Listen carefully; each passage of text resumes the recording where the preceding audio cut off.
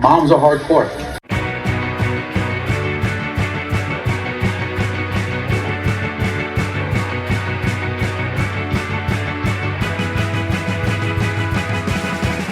Hello and welcome to Moms of Flavortown. Diddly, diddly, diddly. I am Rachel. I'm Debbie. And just before we get started, I need to share very quickly that this weekend I was in the car with my daughter and I just hear her in the back saying, I am Rachel. I am Debbie. This is the podcast. And then she said, Sheena eats all the Chinese food. And then you were having, in her fake podcast, you were having roast chicken for dinner. And we were having Chinese food. Okay, well, anyway, without further ado, today we have a very exciting guest on the podcast. You might know him from his incredible upset on TOC V, his dominant performance on TOC VI, his amazing handshakes on TOC Christmas, and as the runner-up on TOC VII, he has been seen all over Food Network, including as part of a formidable alliance on Last Bite Hotel. His restaurants in Oklahoma City are critically acclaimed. He's a dad of Flavortown. Please welcome to the pod, Kevin Lee. Wow. Thank you for having me.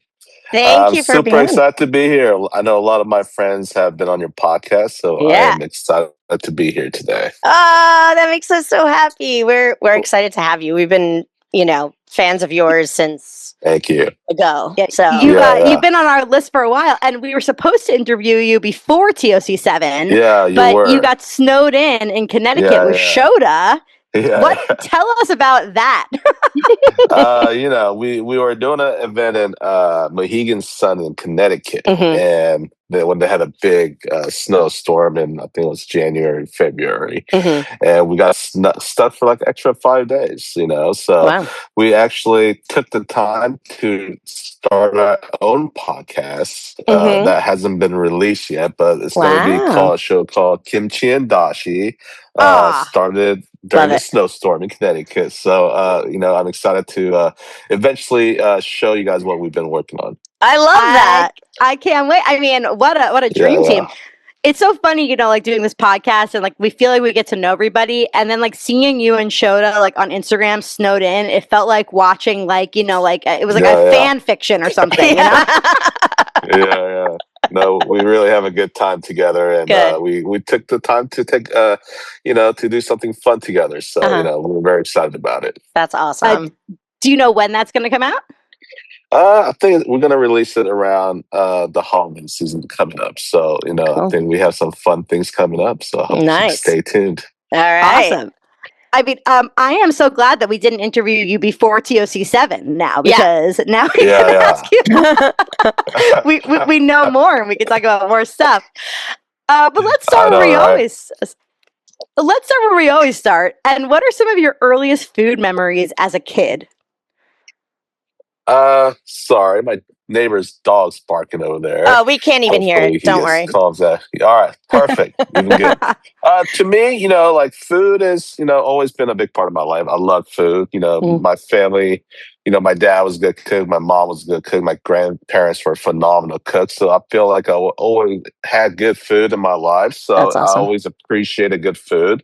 But I think for me, just, when people ask me, what is your, core memory of your childhood food, food memory for, my childhood growing up, and people expect me to say something that's very Korean or kimchi or kalbi or bulgogi. But for me, being a Korean American kid who was born in Norman, Oklahoma, who kind of spent my earlier days here, but steak and potatoes was kind of my family's go-to meal. And the smell of charcoal burning and just cooking a T-bone steak with simple baked potato, just one of those things I have a core memory of as a childhood, who always, it's a very celebratorial meal, right? When you're having steak and potatoes, and steak being not a common meal in Korea. Beef is very expensive, so when my dad had an opportunity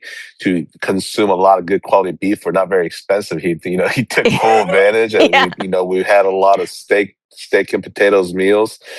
as a family, and I always really enjoyed it. And now I'm a guy who has 2 steakhouses in Oklahoma, so obviously it's just something that's really very stuck with me, from a very early age, and it's one of those meals I still always enjoy, even now when I go out. I don't want to have you pick favorites, but is there a cut that is your favorite? It's hard to say, but I think like for me, I love ribeyes, right? Like the ribeye. If I had to like pick one cut of steak, like ribeye cap spinalis is like the most phenomenal cut in the world. But I love all different steaks, right? Like I think chefs are always like, oh, like who orders a steak? So it's such a boring steak. Who orders a fillet? You know what I mean? But I appreciate a fillet when it's nicely cooked. It's beautiful. Strip has its own characteristics. That's my favorite. Not as I'm a tender, strip but too. it's good. But I also love like porterhouses and T-bone steaks and bone-in ribeye. There's so many different cuts, right? It's like. And these days, now you got like Denver steaks and like all these, different cattles of like wagyu and prime, and like I feel like they all have their own, characteristics and the pros and cons of all of them. But I appreciate any steak that's cooked with love. Yeah, but, I'm always trying to try something different too. So I love that. I mean, I feel like I'm sure for me and Debbie, probably like that's one of my core food memories too, is steak and potatoes. Like I think as a kid, I probably would have said steak was my favorite food, and maybe still now. A strip or a skirt; those are my two. I'm a strip person, I'd say. But also ribeye. And okay, so. When so that's like your most core food memory, but were you around lots of Korean cooking growing up? Oh, absolutely. That's all we ate. Obviously we had our special nights, cooking steaks and stuff like that, but our regular meals were Korean, full through and through, breakfast, lunch, and dinner every single day. Even now, 90% of my meals are Korean food. My wife cooks at home, and that's the meal I enjoy the most. But like Korean food has always been my love. Like even from a very early age, I love spicy foods. Like spicy, like the sundubuchiges, or like the little pickled, fermented like shrimps and like squid. Like I loved it all. And I had a very advanced palate as a very young kid. I think my daughter took on that too. She's like 9 years old, and she can go to a Michelin star meal restaurant with me and sit through a 10-course dinner and eat it all. So dang, that's cool. I love that. It's just like one of those things that I had a very refined palate at a young age, and I loved all sorts of food. I love trying new food, and and Korean food. There's so many different kinds of Korean food, and like every time I visited Korea or when I lived in Korea, trying different Korean food from different regions, and I always loved trying new things, and Korean food is my soul food, and until this day, that's pretty much all I eat. I just recently, for the first, I mean, by recently, I mean maybe 2 years ago, had sundubu jjigae for the first time, and it is, I think now one of my favorite foods in the world. It's like I became obsessed with it. We it's both life changing. I mean, it's just one of those things. In a cold winter day, or like when you don't feel like you're eating like that spicy like tofu with all the banchans, and it hits the spot. I mean, Sorry, go on. I work right near, in New York City, I work at the Empire State Building, which is like 1 block away from Manhattan, Koreatown. And starting to work there about 2 years ago totally changed my life. So, what were you going to say, Debbie? Oh, I just, all the same. Like I grew up in a Korean neighborhood and in Bayside, Queens, and it's just always been part of my like go-to for comfort. Oh yeah. So where are you guys from right now? We both live in Queens, different neighborhoods in Queens, in New York. Okay. So we are very lucky to have, any kind of cuisine that we want, very easily accessible to us here in Queens, which is awesome. And Debbie is from Queens originally. I grew up in Westchester County, so like right north of the Bronx. So we're both native. I was born in Manhattan. So we're both native New Yorkers, though Debbie has more cred than me because she was in Queens her whole life. Gotcha. Have you guys ever been to Dale Talde's restaurant in that area, in Westchester? So not yet. Yeah, funny enough. Yeah, I know. Like the frustrating thing is it's right by where my dad was living, but my dad was really sick when he opened. So I haven't been able, like, it's hard for me to like bring myself to get up to that neighborhood, but we keep meaning, like Rachel and I have this list of all these people and places that we want to go to. Even in New York, like we're so, you know, it's hard. You're a parent, like, you know, it's hard to like get to places when they're not like literally like a few blocks away. And including we want to come to Oklahoma City and eat at your restaurant. So are you guys sisters? Sorry. No, that's a common question. You guys have a similar vibe and energy. So we're both New York Jews. But no, we get that a lot. But we actually met on the internet in a mom group, and we just happened to be the same person. But we just we just met, and we have all this. We were like, if we like go somewhere together, like people will come up to me thinking I'm Debbie, or come up to Debbie thinking she's me. It happens a lot. Yeah, like if you guys swap places, I wouldn't even know. Oh yeah, I mean, our kids like sometimes even approach each other like accidentally. Totally, it's really funny. Totally. Okay, so let me ask you some more questions because we have a lot of questions for you. Let's go. But first, you asked about Dale Talde though. Do you know the lore from our podcast about Dale and Debbie? I do not. What is that about? Well, it's so funny. We always call them friends of the pod because I was at this museum exhibit, and my mom. It was with my mom and my two kids, and they were both, you know, my kids at the time, I think, were both under 5, and we were like struggling to take a picture, and all of a sudden, this guy comes up to us and was like, "Do you want us to take a picture for you?" And it was Dale, and we always like joke around about how he's like the best friend of the pod. We're like, how funny is it that Debbie has a podcast about Dale, and he approached her. I mean, not only about Dale, but you know what I mean, about the type of thing. Dale's amazing. I have definitely questions about you and Dale in a little bit, but first, just when did you know you wanted to become a chef? I think when I first moved to Vegas, I was just looking for a job. Honestly, it started out as a job because I needed a job.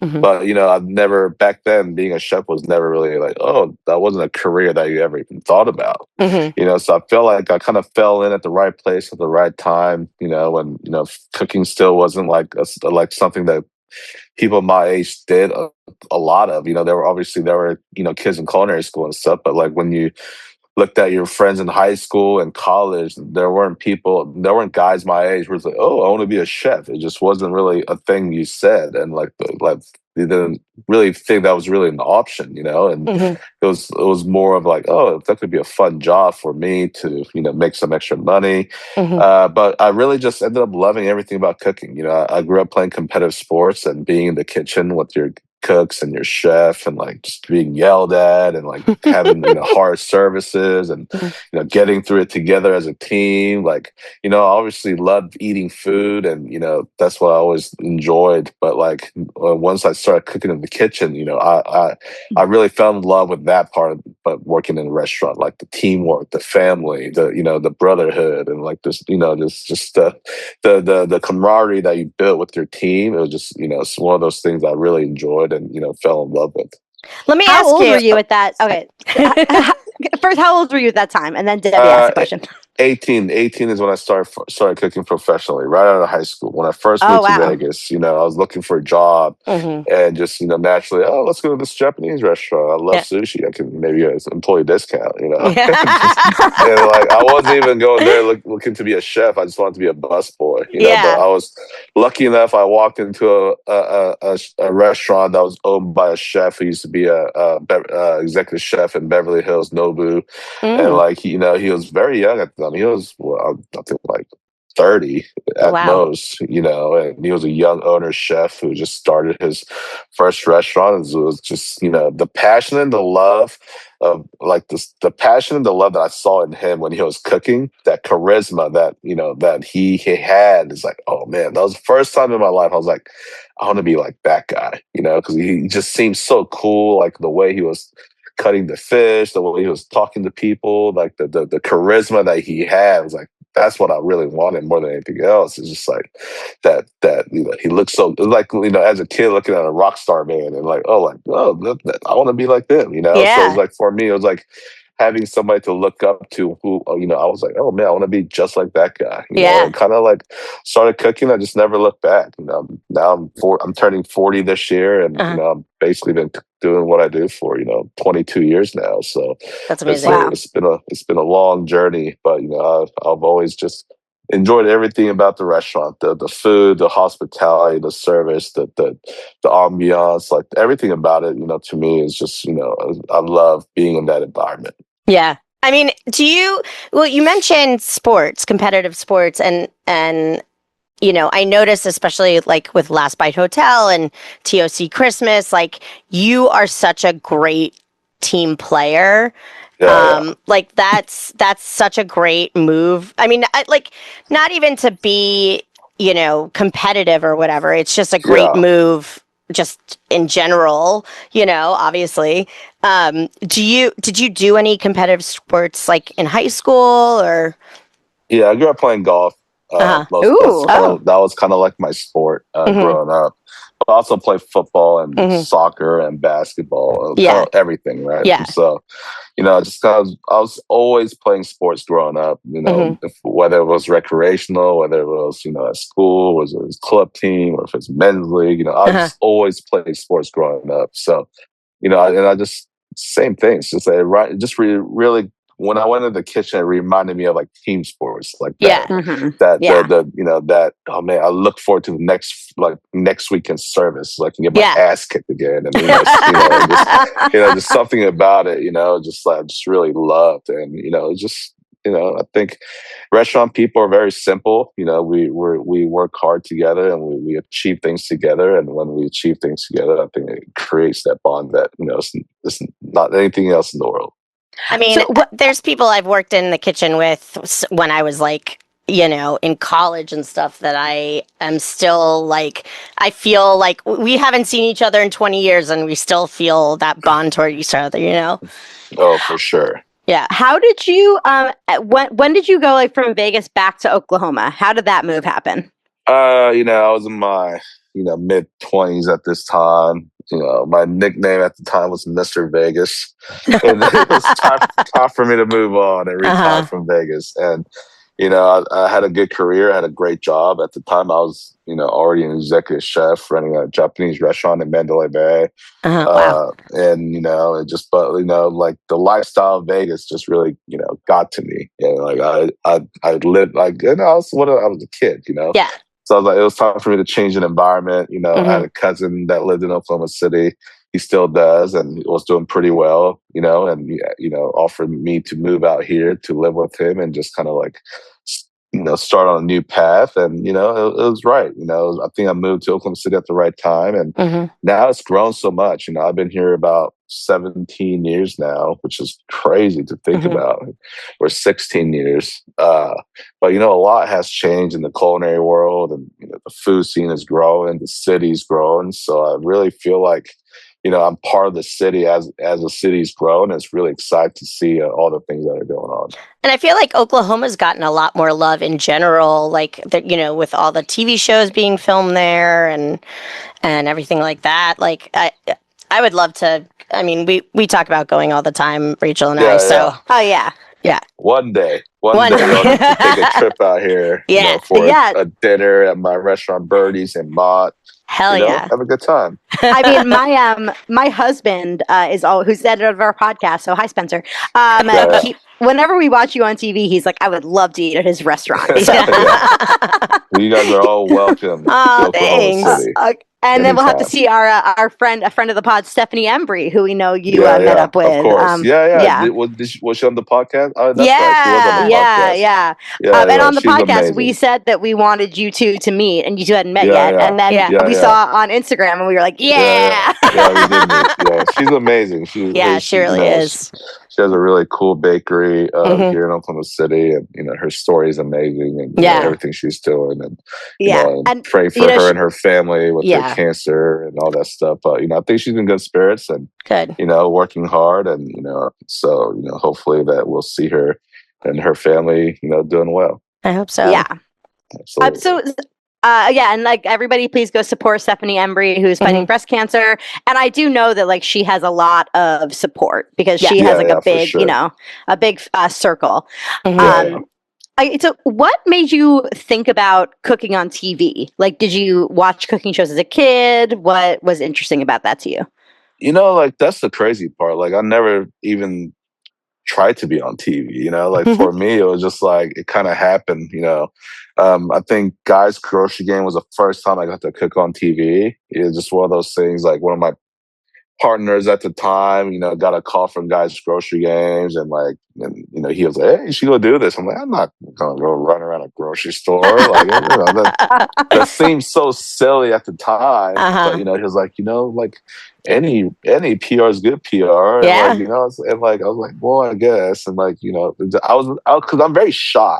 And like cooking is one thing, but also running around a grocery store with a shopping cart and trying to do all these other games is a whole other thing. So it's just like, I don't know if I'm gonna be able to even like get a word out. Like I'm not the most like outgoing guy, and I'm very camera shy. So like, there's a lot of things that made me not want to do it. But like everybody was telling me, hey, just go try. You never know. And there's a lot of people around the city who's done Guy's Grocery Game. So I reached out and asked them how it was, and they all had nothing, but great things to say about the experience. So I was like, why not give it a try? And I went, and I won the first episode I ever did, and got to go back for another episode like a couple weeks after. They're like, and I didn't even know. When I first went, it was like, we went through this whole interview process of getting interviewed like 20 times. I'm like, oh, I guess I didn't get it. And I haven't heard from them in about a month. Then all of a sudden I get a phone call. He's like, hey, like, I know we've been talking, but can you come out and shoot in like 2 days? I'm like, what do you mean in 2 days? Like, well, we just had somebody back out, and we really liked you, but you were on the waiting list. And so I was like, all right, I'll come out. And I literally flew out, won a show, and they're like, well, now you have to come back another week for another, like the finale. I'm like, what finale? Like, she's like, oh, this is like this was like a multiple episode like tournament. It was like a protein battle or something. And I wasn't even aware of that. Perfect tournament to be in. I went back for another episode, but like after that, I didn't hear from them for like, I don't know, like 2-3 years maybe. I didn't have anything else going on after that. And like out of the blue, I did an Alex versus America, and I beat Alex, and that was one of those things like, it's crazy. I never thought I was going to beat her. It was just like, I was just like, when it happened, I was I was so. Can you remind us what the episode was? I know I saw it, but I forget what episode it was. The Alex versus America. Yeah, like what was the theme? It was a beef battle. So I was like, so that's why I got chose for that one, because I was the beef champion on the Guy's Grocery Games. It was beef, and so like I went and won that one. I was like, man, this is really cool. And like I was like, what's gonna happen? Like the same thing. Like you don't hear from them for another like 2 years. Like nothing happens. I thought it was gonna like change my life overnight. Like just the feeling I had at the time, right? Yeah. Then like another 2 years goes by. I'm like, all right, there goes I guess I'm not going to do anything anymore. And just kind of like, you kind of forget about it, and, people recognize you here and there, just like randomly, oh, you're the guy who beat Alex. And it was like, it was cool. Right. Then, well, I had my Birdies fried chicken restaurant. Business was like struggling. Like it was really struggling. I mean, it was good to the point where we haven't paid ourselves in 6 months, or like it's going to stay open. It was literally like probably 2-3 months away from just being done. Right. And I get a phone call from TOC, Lindsay, who was my producer at Guy's Grocery Games for Alex versus America.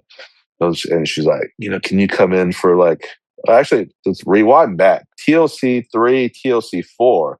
I was a backup, so I get a phone call. So can you fly out and just, and we basically a paid vacation. We'll pay you. Awesome. Pay you to just come out and just hang out with the chef. You just hang out where everybody's staying, but nobody knows who you are. They don't know who I am.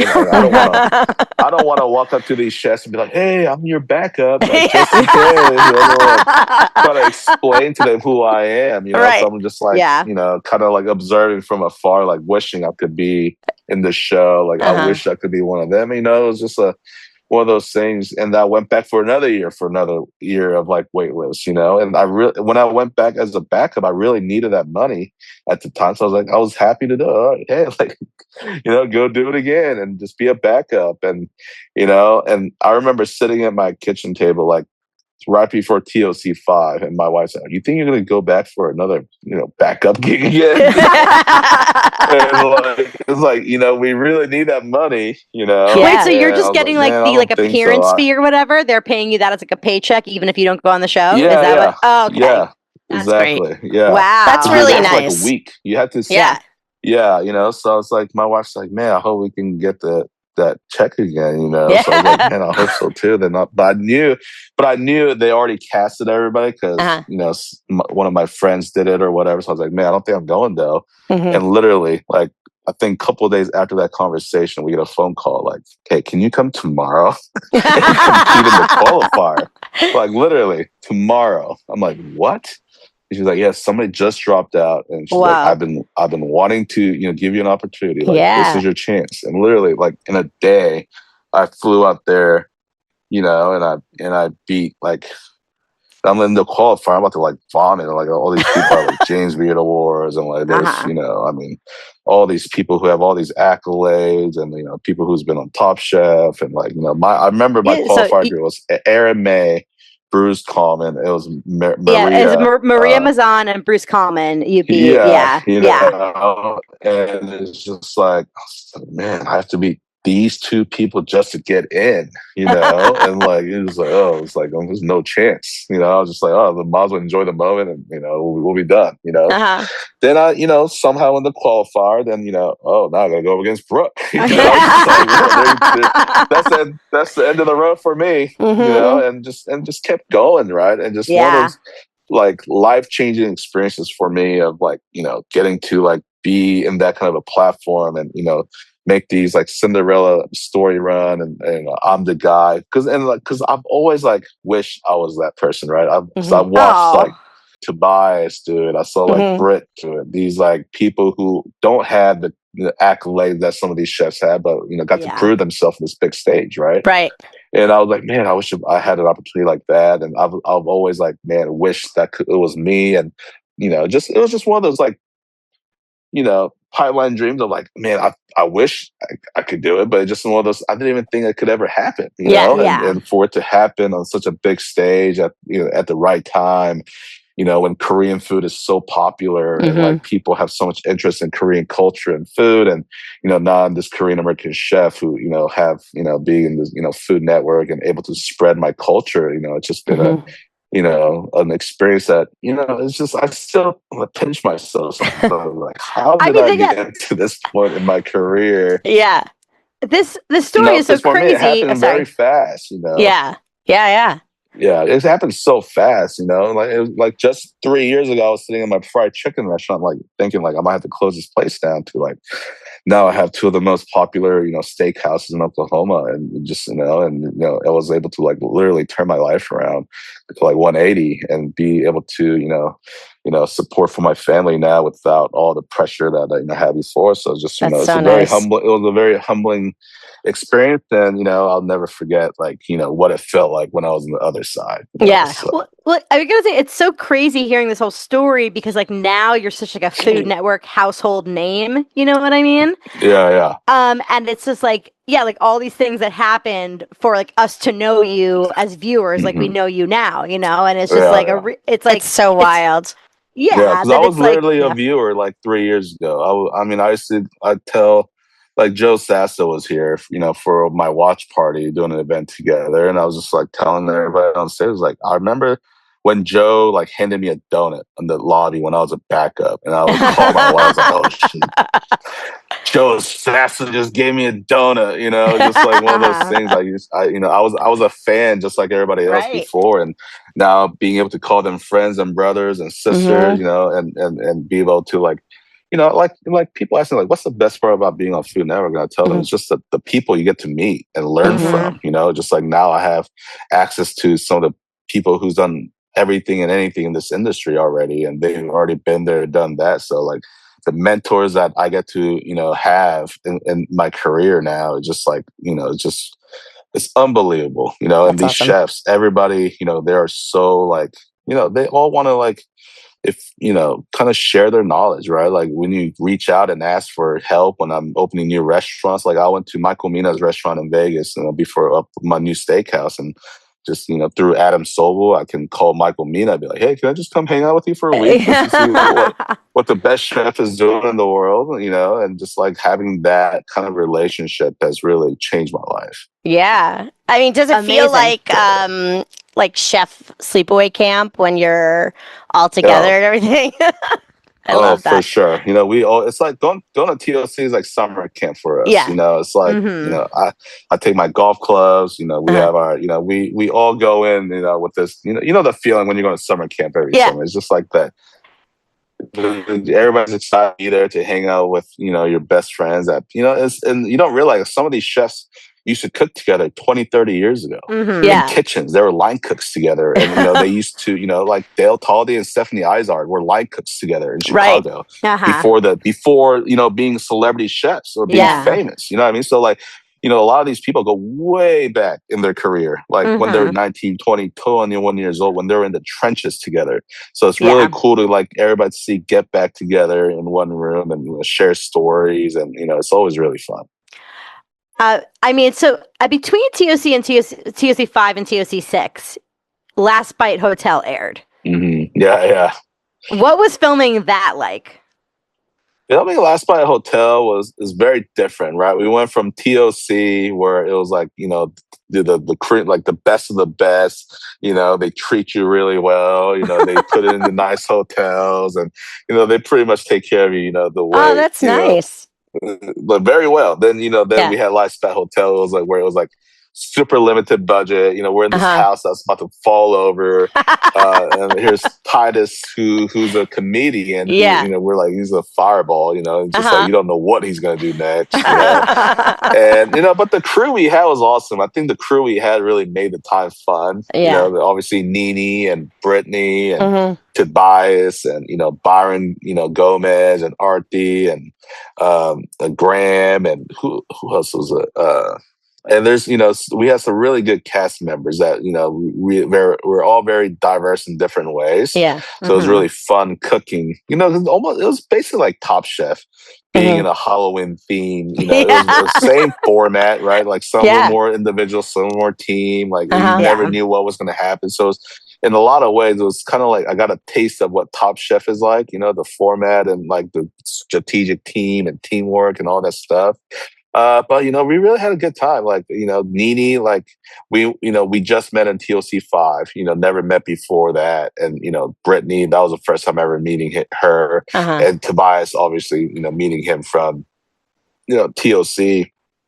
And, Byron Gomez has, become one of my good friends after the show also. So, they're all really fun, cool people who are super talented. And it was really fun to see like what we could do with very limited, items, right? Like I literally had, 13 or 11, something like that. And, being able to like see what I can do, what more can I do with gochujang, like soy sauce, and, it's like, garlic, like that's all I had basically the whole time, and not, having any more extra ingredients for the most part. But it was really, it's a fun show, and it really, built a lot of good relationships to the show with like Tobias and, Nene and Brittany and, some of the people that I met on the show. So it was really cool.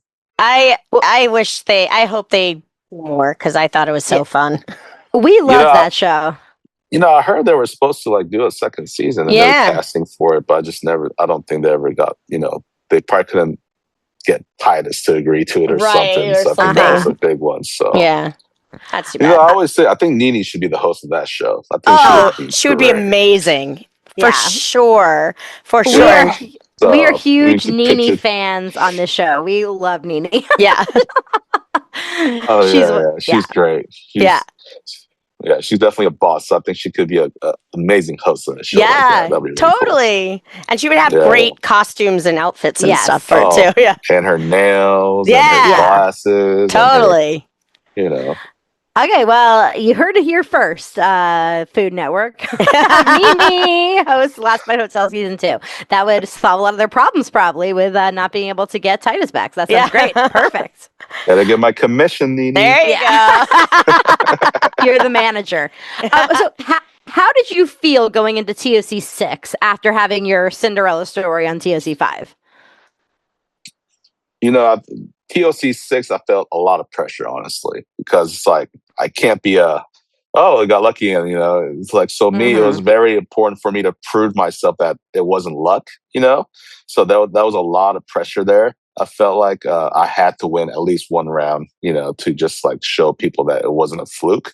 So I think, and the more I go on TOC, obviously we did 6 and we did 7 and we did some holidays. Like I felt like I got so many reps in that kitchen now, you know, like most people who's done it for 3, 4, 5 years, it's like, you know, they get first round, second round. There's not a lot of people who go through like second round, third round, fourth round, like make deep runs over and over again. So for me to get the amount of reps I have gotten in that kitchen, I think is a huge advantage at this point. You know, for sure. You know, guys, if you look at most people, they've only cooked in the kitchen maybe like 4 or 5 times, you know, at the most, or one or twice. You know, I've cooked in that kitchen more than a dozen times, almost 20 times at this point. Wow. You know? So it's just like, I feel like the amount of reps I've gotten in the kitchen now, finally, when I'm in there, I feel very comfortable because I've seen it and done it all, you know? So it's just like, I feel like the jitters aren't really there anymore when I'm in TOC. It's at least in TOC. I mean, if I go to a new kitchen, I'll, you know, back to square one. Right. Because like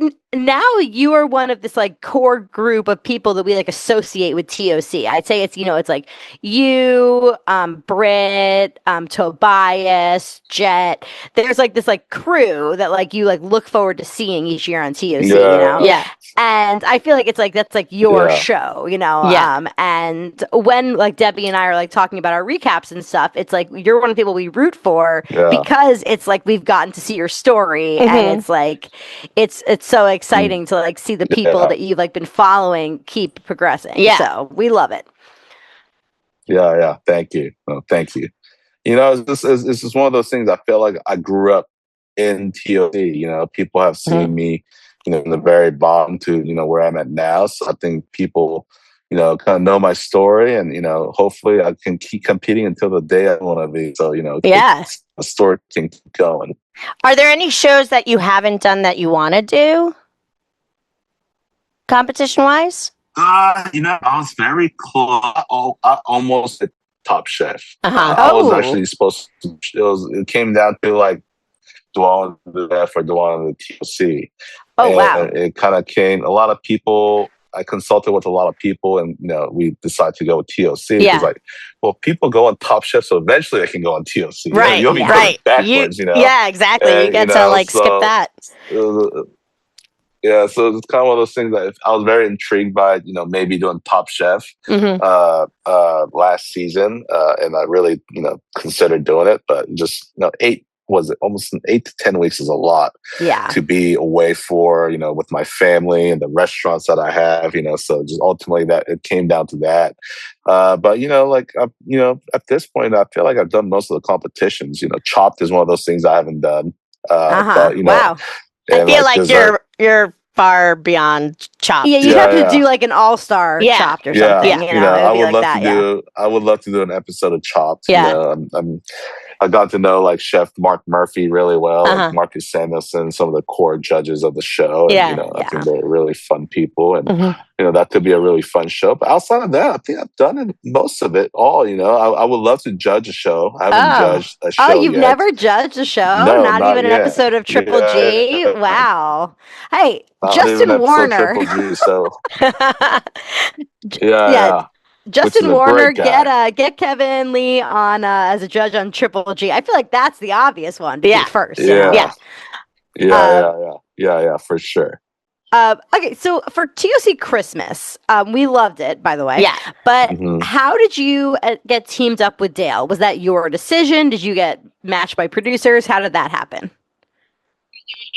Well, the producers reached out and said, "Hey, who do you want to compete with?" And I was instantly Dale Talde. Dale's been one of those chefs who's been a great mentor for me. Like the moment I met him on TOC V, he kind of was like, because I didn't know anybody, right? And he really took me under his wings, like introduced me to all of his buddies and friends, and really like made me feel comfortable. And I still, till this day, I credit a lot of my success in TOC V to Dale, because he really made me feel like one of the guys. Like without him, I would have felt like a real outsider and I didn't know how to fit in. And like, but he really because his wife's Korean and me being Korean, he really connected with me really early on. And, like when I was reconcepting Birdies to the new concept after TOC V, he invited me to come stay at his house to come, eat at a bunch of different, Korean, new Korean restaurants out there and come see what he's doing at his restaurant. So, he's been a really good mentor of mine. So I had an opportunity to work with somebody that was always going to be Dale. And we made a good run, not being a pastry chef and making shaved ice 2 out of 3 rounds. He kicked some ass, and just one of those core memories that him and I will always have. And when we went against Maht and Stephanie in the first round, like, oh shit, we gotta go against them in the first round. Then able to come out with the victory with them, and then like Giuseppe and Graham Elliott, obviously the 2 iconic chefs, and being able to take them down, and then losing to 1 point by Jet and Ashley. That's crazy. We're on our way. I remember we were sitting in the car on our way to the airport. Like we get the call, like, oh shit, Brian Vataggio just scored a 98 out of 100 in the finale. That was crazy. We're like, well, we're glad we're not in that series. We're like, see you later. There's a much better way to go out losing by 1 point to Jet than to get your ass kicked by the Vataggio brothers in the finale. So, we're high fiving each other in the car on our way back after we were hearing the news. We're like, well, glad it wasn't us. Right. So no, we had a really good time. Did you do TOC Christmas? Did you do the new season of TOC Christmas? We did. I did do the new season. I can't tell you who it was with. You don't have to. You don't have to. We'll definitely be there. Hold on. I have to go grab something. Hold on 1 second. I don't want to we've heard some rumors and we're excited. Yeah. It should be fun. Sorry, everybody, but I have this T-shirt here. Oh, were you there? No, I was not there, but we have our sources. So. Okay, yeah. So you know who I'm partnering with. I don't know because I told my sources not to give me any spoilers because I want to see. I don't want to know anything. I just know one. I know one team. We learned one team. It's gonna be a really good season. Yeah, so I hope you guys excited. It's gonna be really definitely so excited. And the great thing about you and Dale. My favorite thing about you and Dale was that like you guys were just having fun. Like it was so clear that you guys enjoy like just being out there and just like goofing around and having fun and like and that's the way I like to see the sweatbands. Yeah, like it's all Dale's ideas. But he's the fashion designer out of the two. But listen, like you guys had such good energy on the show together and such good energy in general. It's just that's how I want to watch my food TV. I don't want to watch people who take it too seriously, Yeah, for sure. Absolutely. Well, I love the combination of you two because Dale is such like a food TV old head, right? Like he was on like such an early Top Chef, so we've been watching him for 20 years or whatever. And then you are like still like kind of like in some ways like the new kid on the block, and like I love that friendship between you two. Yeah. It's like it's very fun to see. I also liked how you asked Dale a lot of food questions. Is like the food researcher between the two of you? He's like the culinary encyclopedia. Yeah. I mean, you ask him a question, he has an answer for you right away. That's awesome. And Dale, it's like people don't realize how long Dale's been around for. I mean, Dale's been on TV since I was in high school. Wow. Like, people are like, oh, he was this new kid on the block. Yeah. No, Dale's been on TV since like the early 2000s. Well, he has that baby face, people don't realize. Yeah. That guy's been on TV for over 20 years. You know, he was iconic early Top Chef. Yeah. Like when it was still like more Bravo. You know, like when didn't he get into some yelling fight with someone on his season? I mean, that was the pissed off Dale. You know, not the Dale we know now. No, like, you see some of the shots from back in the days from Top Chef. I mean, he looks so pissed off in every moment of the show. You know, but it's like, and like he told me, he's like, man, I didn't realize how thick I was, how big of a dick I seemed like, you know, until I was on TV. So no, but Dale's such an awesome guy. Yeah. And, you know, he has such a good TV personality, the energy that he brings. So it makes doing TV shows with him a lot of fun. That's great. So you said on TOC Christmas that you two had gone on vacation together. Where did you guys go on vacation together? Yeah. So we went to Bermuda together. Nice. So, Dale had a little gig in Bermuda, and he had an opportunity to bring us extra hands. So he invited me and my family to come out with him to Bermuda. Awesome. It was really awesome. So, and we're actually going again this summer in August. So nice. We're gonna do another vacation in Bermuda together this summer. So that's so fun. Really fun. Do your kids get along? Oh yeah, our kids are all like kind of similar in age. Like, I think they're like 9, 8, 7, 6 years old between the four of them. So yeah, they have a really good time together. That's cool. That's the best. It's why Debbie and I are friends. Yeah. It's the best when you can be friends with people and your kids can be friends. Yeah, it really makes life easier for everybody. Totally. It's awesome. Absolutely. Okay, so we gotta wrap up in like 15 minutes. I won't be hard stop, but I got a lot more to ask you. So I'm gonna be bad cop a little bit and keep us moving. That's my role. Okay, so TOC 7 was your most dominant season yet. Did you know going into that season, did you feel like that it was gonna be a good season for you? You know, I felt pretty confident going in. I think the biggest reason was we just filmed TOC Christmas, I think in a month or two prior to filming, like as far as the timing goes. So I just had a good run. So I felt really good going right back into it. So I felt really comfortable, confident. But honestly, man, it's just like, I just wanted to do like one step better, right? Like I've made it to the quarterfinals 2 seasons in a row, but make to the final 4 and make to the finale. You know, but I never really thought I was going to be finale. Like, it was just like, I kind of wanted to, you know, I really, obviously that's kind of what my goal was. But, you know, once I actually made it, it was a very surreal feeling, you know, because everything happens very quickly. Like it takes us about 2 weeks to film the first round just because of how amount of chefs we have to go through, you know, but like once second round starts, it goes really fast, you know? So it's just like, you know, it just happened so quickly. And like David Chang being the chef in the finale, and just like everything that was happening, it just felt so surreal.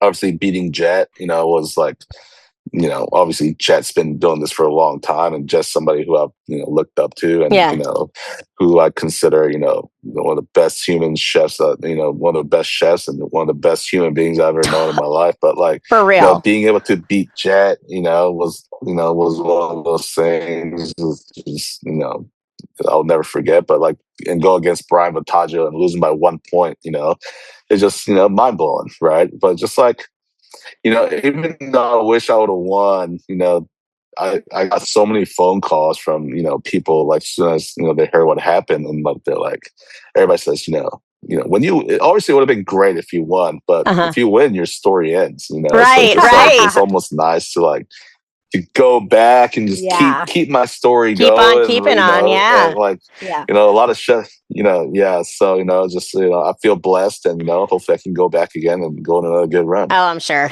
I mean, and like, obviously the prize money and everything is great, but like the biggest thing from TOC, which I know I've heard from you, is like when people see that you're the runner-up in TOC, they really want to eat your food, and it makes your restaurants more successful, right? Yeah. So do you get like, so I feel like that for sure. Your story was so incredible that it was like, I feel like it's like you won, even though you didn't win. Yeah. Oh, absolutely. Absolutely. And being in Oklahoma, you know, like we get the effects of Food Network a lot more than people who are in bigger cities. Like, you know, people say the true diehard fans of Food Network live in middle of America. And and Oklahoma is dead center of America. So I'm very blessed to have a lot of Food Network fans who live around Oklahoma City. That's because like when you live in LA or New York or Chicago, there's so many great chefs that are just everywhere. So it feels very normal to them. But like here in Oklahoma, it's just like, oh, not just in Oklahoma, but I feel like people drive to Birdies and Maht from some of the closer smaller cities like came from Kansas and Colorado and Arkansas and Texas and Nebraska. So just I'm very blessed to be where I am and to have a great team that with great support. So just I'm living the dream every day. Amazing. So let us ask you some questions about being a dad. For sure. Do your kids like to cook? Not necessarily. I think they want to help, but they're still pretty young, so it's hard to kind of like, hey, here's a knife and a piping hot pan, right? See what we can do. But my daughter loves to eat. Like I told you earlier, like she can sit through like any meal. Like if it's spicy food or raw or sushi or caviar, it doesn't matter. Like she will eat everything. Amazing. And she's a real true like foodie. My son loves chicken nuggets and plain cheeseburgers. That's all he eats. But I think for me, like I want my kids to kind of be involved with my career, like my restaurants, and maybe they'll be a chef, maybe they'll be in the business side, or maybe they won't be at all. But I hope that I can work with my kids one day. I think that would be my biggest dream. I think that sounds awesome to me, being able to like go to work with your kids every day. Yeah, I think that'd be really cool. But if they don't want to do something else, that's okay too. Yeah. But as long as they love food and who like to travel and eat food together. I mean, I think that'll be really cool to be able to do that together. Kids are all grown up. Yeah. Do your kids have like favorite things that you cook? Like, do they have a favorite dish at your restaurant or a favorite thing they ask you to make at home? I think steak. My kids are very spoiled when it comes to steaks. Like they think prime ribeye is too tough. So it's like they're like, Daddy, bring home some wagyu, bring home a wagyu steak. Oh my God! Or, it's like they only eat fillets and wagyus. Like, so good luck so to my funny. daughter's boyfriend in the future. Right, like, exactly. You're not gonna take her to Outback Steakhouse and she'll be pissed. That's so funny. Good luck. That's so funny. What do your kids like to eat? Oh, wagyu. Wagyu. Yeah, that's their favorite. Wagyu and caviar. Amazing. Like my daughter thinks caviar is like soy sauce for your rice. Like she's like, bring home caviar. God. She just puts it on her rice and just eats it like it's just like soy sauce. Oh my gosh. Lucky kid. That is so funny. Lucky kids. But do you feel like being a dad changes the way you cook at all? I think so. I mean, I don't know. It's like for me, like my kids, like when they're young, I used to try to make them, this or that, but they never really liked anything I cooked for them. So like, I just gave up very early. So now I just cook steaks and steaks. But like for me, I don't cook a whole lot at home. Like because like I said, I love to eat Korean food. So my wife's a very good cook when it comes to Korean food. So she cooks most of my meals at home. But when we go to my restaurants and like when my kids come to my events and collabs and they get to try new things and but I think cool thing about being a chef, I think my kids are like very proud of who I am. I think that's something that's so for sweet. me. Like I love that they get to see me compete and like be in my restaurants and they see me struggle and they see me overcome the struggle. So it's just great. I think my family, I think with my kids and my wife, I think going through the days of like being in the restaurants together where my wife was helping me out during the fried chicken days. Like, just, she's a classical pianist. She's a professor and she came in after work to bust tables. Oh my gosh. My kids are in the office watching YouTube all day during the summertime. So it's like, I think those times like really bonded us, really close together. That's love. Yeah. Can I ask you, what is your favorite Korean dish your wife cooks? I always have to say like sundubu jjigae, like sundubu, like the one you had. Like I love like spicy broth, like soups. Like sundubu jjigae is just one of those things I've always loved to eat. But she makes an excellent one. Ooh, that's amazing. I would love to come over and try it. Oh, for sure. One day, come to OKC. Yeah. And, okay, so this is here. We have a couple of selfish questions. What do you think is the best brand of gochujang that you can get in the U.S.? Like if Debbie and I were shopping. Yeah. I think they all have, they're all very similar, honestly. Like I see brand or those any CJ brand or they're all BBGO brand, they're all good, but they're all very similar. Unless you make it at home and age it properly, that's when you start seeing like the differences. But just really for me, like gochujang is like what spice level you want, right? And like it's they all vary a little bit different. But as far as the gochujang goes, honestly, it's like. It's like trying to pick the best ketchup out there. It's like they all taste very similar. Right. If you blindfolded me, I would even know the difference for the most part. My husband makes fun of me because I have no tolerance for spicy food at all. Yeah. But now that I've started eating Korean food, I will I do eat spicy food now, but only Korean food. But I think Korean food spicy is different from any other spicy foods. I'm like able our to eat it. Like, it's balanced with sweet and savory. Right. So it's not just like Thai food or like Mexican spicy food where it just punches you in the mouth and you can't eat anymore. It's like Korean spices, like it kind of like slowly hits you like as you're eating instead of like punching you in the face. So it's like Korean food is more intimidating looking than actual taste as far as the spice goes, because of the color of the, it's always like bubbling and boiling. So I'm like, that looks dangerous. So it's really not, so. Yeah. I mean, I love it. Speaking of Korean food, would you ever consider going on culinary class wars? I've thought about it, but my wife doesn't want. She's like, you travel enough. You don't need to travel to Korea. She's like,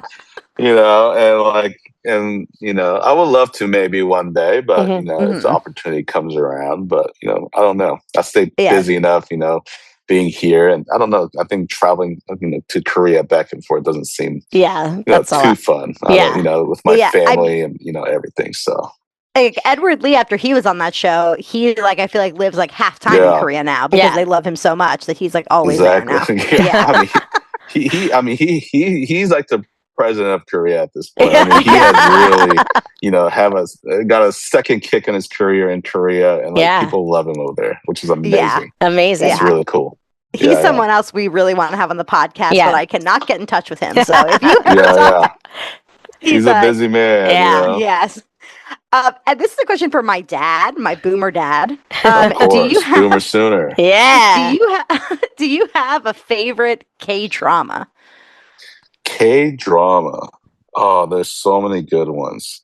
I think Vagabound was really good.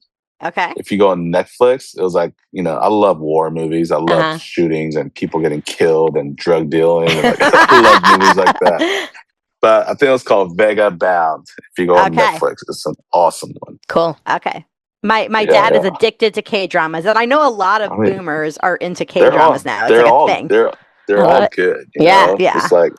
It's like Korean people have a very creative mind, I guess. I don't know what it is about them, like making good music and movies and K-dramas, and it's some really of my favorite cool horror movies come from Korea. It's really cool that people who have so much interest in it. Just, I mean, like I would never watch a movie in French or like Italian or Chinese. Like I would just never do that, But like it's so crazy how many people are like into Korean dramas, obsessed. Like Tiffany Derry, she'll be texting me like 2 a.m. because she's like watching this K-drama and she has all these questions. I'm like, what are you doing up 3 a.m.? Go to bed. She's up watching K-drama every single night. That's so funny. Really funny. My dad's favorite is Hotel Del Luna. Have you ever seen that one? I don't think so. I bet you I know if you say it in Korean, because the Korean name of the movies and the shows and the English name are like completely like not even relative. It's really weird how they choose the name, the titles. It stars IU. That's her name, right? Really famous woman. Yeah. She's the star. I know that because my dad's like, she's amazing. She is actually a singer. Oh, cool. She's actually a very famous singer, and she also acts. So yes. Cool. There are a lot of good ones out there. Yeah. Well, we should start wrapping up, but you know that we always end the podcast with saying what we're going to have for dinner tonight. I know it's a little early for you. Debbie, do you want to go first to kick us off? We may or may not be going to a Mets game tonight, so let's go Mets. Let's go Mets. It's pouring rain where we are right now. And there's supposed to be some lightning, so I don't know, but there's a lot of stuff happening at Citi Field that I haven't gotten to try yet. Like Kwame has his beef patties that I haven't been able to try yet at Citi Field, and our local restaurant actually makes a Reuben at Citi Field with a kimchi instead of sauerkraut that I'm really excited to try. So hopefully we'll get there. Queensboro. Queensboro? Yeah. Oh, wow. I didn't know the Queensboro was at Citi Field. Yeah. That's cool. Yeah, this summer. I'm really proud of them. Yeah. Congrats to them. Yeah. There you go. What are you having, Kevin, for dinner? Well, we're actually going to go watch Toy Story 5. Nice. So, it's crazy because Toy Story came out when I was a kid. Right. I know. Go watch Toy Story 5 with my kids, we're probably going to have some hot dogs and nachos and pretzels. And perfect. We're just going to go eat at the movie theaters today. But I think it's I'm very excited because be able to watch a movie with my kids that everybody's going to enjoy. That was part of my childhood. So it's going to be cool. We saw Toy Story 5 this weekend. And I have to warn you, I cried several times. We'll see. Right That'll after be my wife. daughter, right after my daughter said, "When is Toy Story 6 coming out?" And I was like, "I don't know, 5 years." We'll see. It might come out in the next 20 years. When you have kids, you can go watch with your kids. Right, exactly. Well, that sounds delicious. Keep it going for. Yeah. So I am having. So we are going to Austria very soon, in like a week and a half. Okay. And when we go to Austria, we know we're going to eat so much meat. So, because it's very meat heavy diet. So this week we're trying to be vegetarian all week. That's our plan, to kind of do a meat detox before we consume all of the German food and Austrian food, but you know what I mean. And we went to the farmer's market. We got basil and garlic scapes. So I don't know if you can guess what those two would be combined, but we are making a pesto. There you go. Nice. So we have that all prepped. I just have to do the food processor when I'm out of here, and we're gonna have pesto, and we also have some asparagus on the side. Nice. So I'm ready for the schnitzel and the wurst. Sounds amazing. I can't wait. But Kevin, thank you so much for coming. Can you tell us where we can find you, where people should follow you, etc.? You guys can, follow me on Instagram, Chef Kaylee OKC. Got my restaurants, Maht and Birdies also. Follow me on Instagram on those all those platforms. So and watch me on Food Network. I've got some fun shows coming out. Yeah. I believe we have a Guys Grocery Games Global Games Whoa. that's coming out July 8th. It's gonna be a competition series where all the chefs get to kind of represent, their culture. So, we have our Korean tracksuit. We have a whole flag ceremony. So it's going to be really dope. So, tune in for around the Guys Grocery Games. You got Tobias representing USA. You got Arti representing India. You have, who else? We have Gabe Bertaccini representing Italy. Claudette representing Mexico. So it's going to be a really fun tournament series that'll be on for the next couple of weeks. So that sounds awesome. That's so great. That's a great idea to do for World Cup season. That's awesome. I love it. So, it's going to be great. Awesome. And then we'll see you, of course, on the next TOC, I assume. Absolutely. I'll be training hard. Awesome. It's been so great talking to you. You're so awesome, and thank you so much. We love you for coming on. Thank you for having me. Of course. And we should have you and Shota both on to promote your podcast when it comes out. So we should do that. Sounds good to me. A podcast duo. That'd be fun. Yeah. Kimchi and Dashi, great name. Yeah. Love that name. Thank you. Perfect. Thank you. Great. So everybody, please rate and review the podcast. Subscribe. If you have anything bad to say, send it to Debbie. Yep. And good things to say, you can send it to @MomsOfFlavortown on Instagram, where we have memes, etc. Oh, and also we're on YouTube. So if you want to see Kevin's beautiful face, go on YouTube and look at it. And the there. beautiful skies behind him too. Oh yeah, much nicer in Oklahoma than it is here today. And I also guess I should say that have a great time seeing Toy Story 5. And I want to say that thank you to Spencer Bloor for editing the podcast. Yes, thank you. Which we never say. So let's go, Matt. Thank you, Spencer. I think that now it is time for us to go for the protein. Kevin, really, thank you so much. Thank we you. love you. Go for the protein and PYKAG. Mom's a Flavor Town. Unicorn.